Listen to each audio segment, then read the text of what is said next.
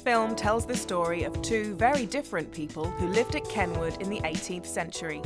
The first Earl of Mansfield was England's most powerful judge. Dido Elizabeth Belle was his great-niece.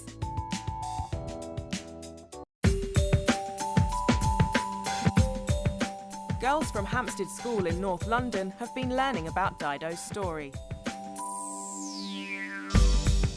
Today I found out a bit about Dido Elizabeth Belle. She was special and quite important if you think about it. Got the impression she was a busy person.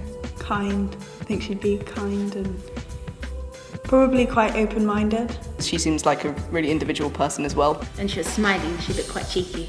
I think she was pretty cool.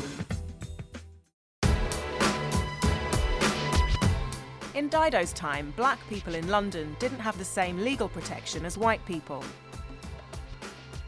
Many came as enslaved servants of landowners and officers returning from Britain's colonies. We don't have exact numbers. There may have been up to 15,000 black people living in London. Of these, only about a third were free, working as servants, musicians, labourers, sailors. Even for free black people, there were threats. Kidnapping was not unknown. A man, woman or child could be quickly bundled onto a departing boat and sold overseas.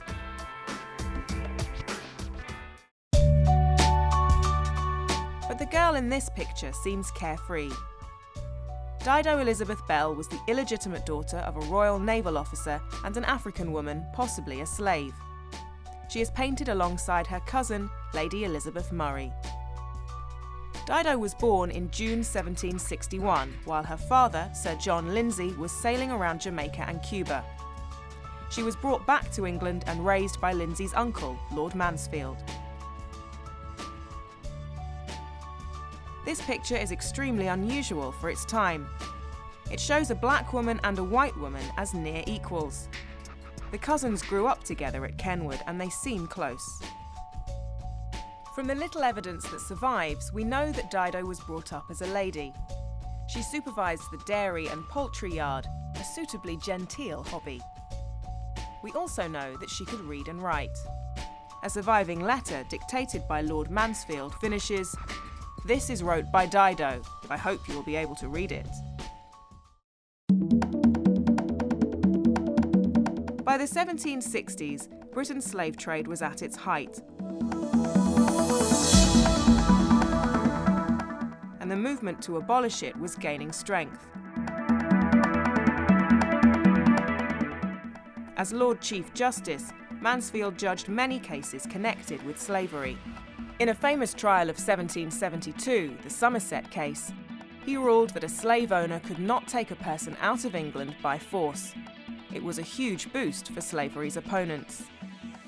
Mansfield's affection for Dido may have influenced his own views on slavery. He openly declared the slave trade odious. But as a judge, he always adhered to a strict reading of the law.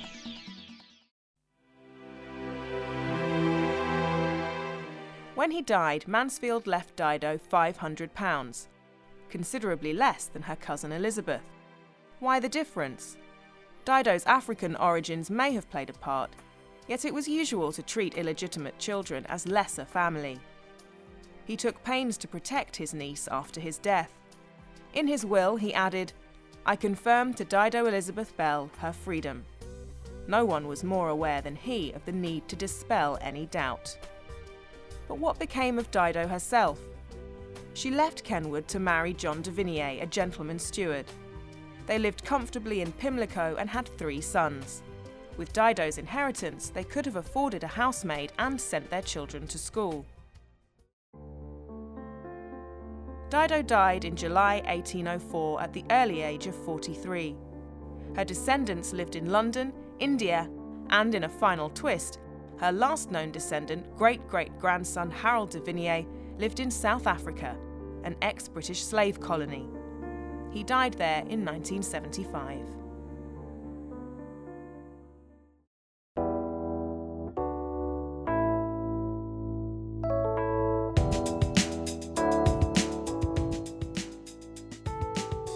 Her uncle basically adopted her, brought her to London to live here with him, raised her as his own. Like father and daughter.